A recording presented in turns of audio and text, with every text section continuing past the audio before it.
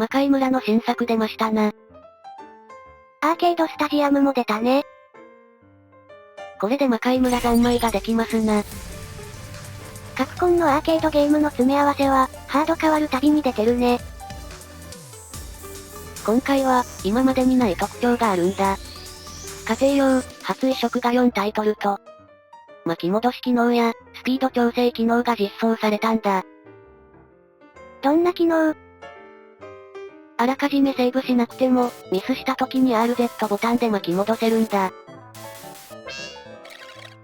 なんだと？公式チートですね。他にも、ゲーム中に LZ ボタンでゲームスピードを自由に変えられる機能も実装されているんだ。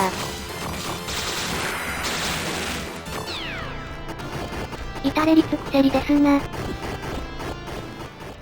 一応、販売形態と価格を載せておくので、興味のある方は一旦停止してみてね。ステマじゃないからね。ただのカプコン好きだぜ。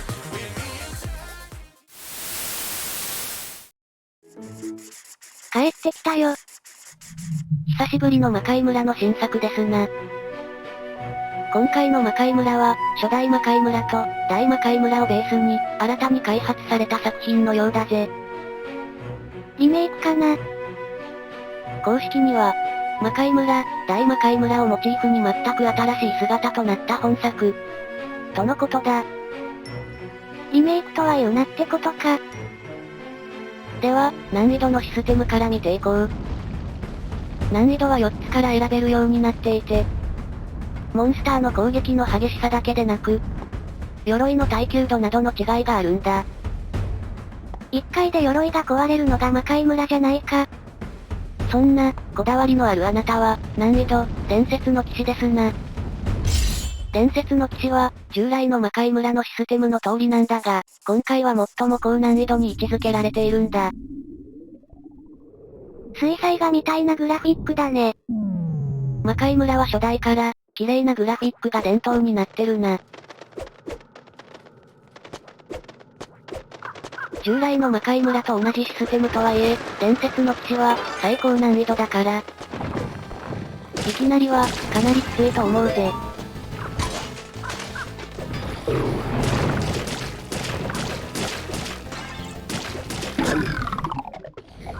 1段階、下げた難易度なのが孤高の騎士で、この難易度は、鎧の耐久度が従来システムより1回増えて、2回で壊れるんだ。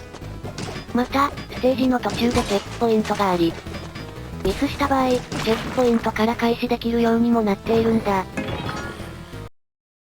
スーパーマリオの中間地点みたいなものね。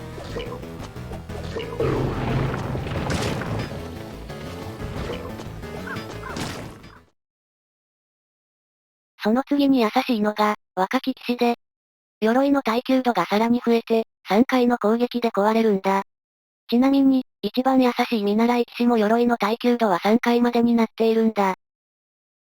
見習い騎士は、エンディングまで進めないみたいだね。その場で復活できるから、ゴリ押しでクリアはできないようにしてあるのかな。続いて、今回実装された魔法とスキルのシステムについてだな。妖精みたいなのいるよ。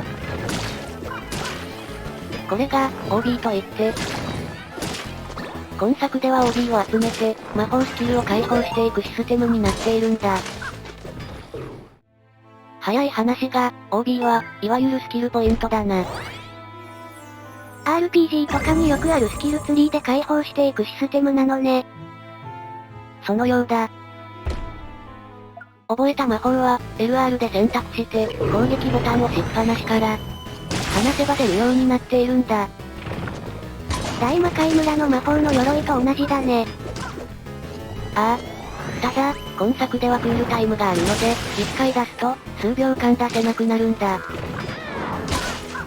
大雑把だけど、主なシステムはこの2つだと思う。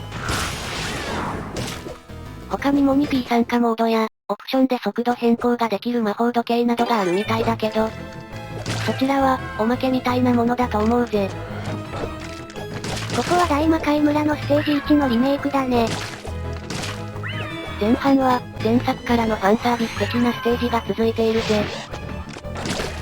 前作をベースにしたステージをいくつか見ていこう。グラフィック綺麗だね。見覚えのあるステージだから、余計に、そう思うな。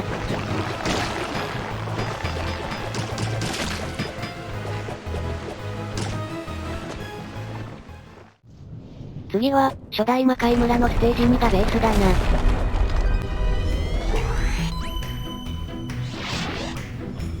BGM いいね。グラフィックもいいな。初代魔界村ファンとしては、嬉しい限りでございまする。魔界村やるために隣町のゲームセンターまで行ってたからな。地元のゲーセンの魔界村は1プレイ100円だったんだ。50円だと2回できるからね。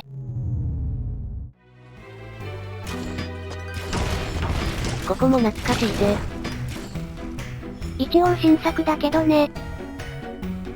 初代の、ここの敵は硬いんだけど、ナイフでレバーを前方にカチカチ倒しながらショットボタンを押して倒すテクニックとかがあったんだ。レバー壊したのはお前か。あの当時、ハイパーオリンピックやらスターフォースやら、連打系のゲーム筐体の保守は大変だったろうね。お前が言うか？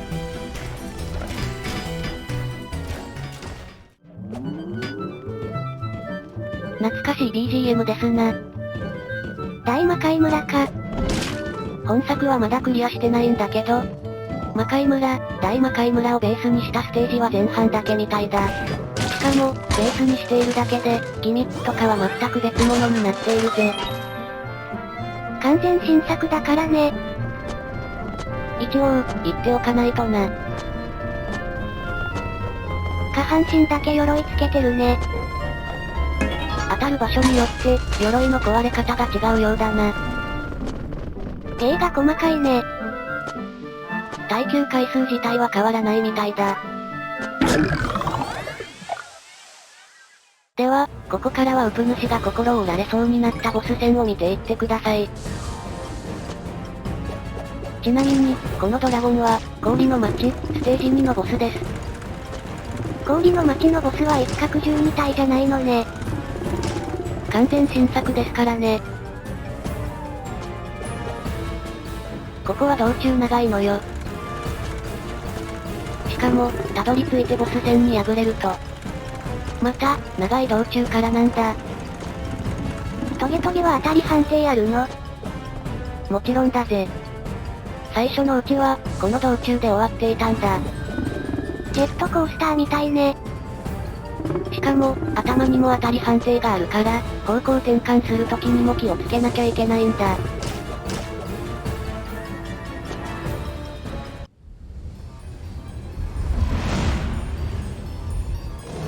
やっと、ここからですよ。ボス戦が始まるのは、コツをつかむのに何回やり直したことか。魔界村は覚えゲーだからね。に思って、思い知らされたぜ。ウプ主が下手なのもあるけどな。ちなみにドラゴンは、攻撃するたびに短くなっていくんだ。魔界村のドラゴンと同じなのね。そうみたいだ。しかも短くなるにつれて移動速度が上がるからな。最後の頭だけなのにやられた時は、心をへし折られたよ。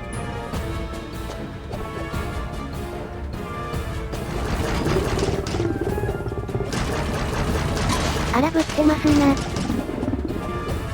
頭だけになるまでに、鎧を残すことだけに気を使っても、これだからな。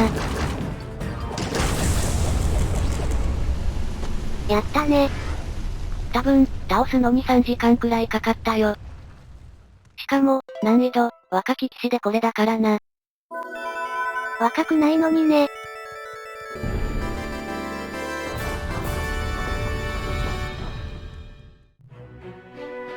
簡単ではありましたが、帰ってきた魔界村の基本システムの紹介でした。クリアするまでに、どれくらい時間かかるかわかりませんが、もっと詳細な動画を作ろうと思っているので、もし、よかったらチャンネル登録していってください。それでは、ご視聴ありがとうございました。ありがとうございました。